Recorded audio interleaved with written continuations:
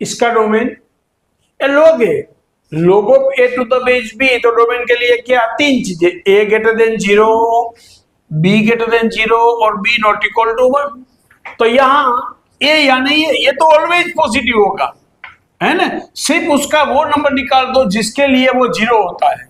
तो 2 और -1, ये ऑलवेज मैग्नीट्यूड पॉजिटिव, तो 2 और -1 नहीं लेना है इसमें, ठीक है। दूसरी बात, ये ब्रैकेट यानी base greater than 0 not equal to 1।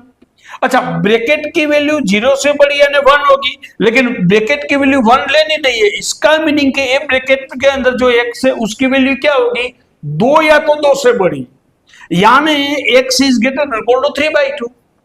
अच्छा, अब देखो आपको पॉजिटिव ही लेना है, नेगेटिव तो लेना ही नहीं है। तो ये -1 और 2 नहीं लेना है, और x की वैल्यू क्या है 3/2, या तो 3/2 से बड़ी।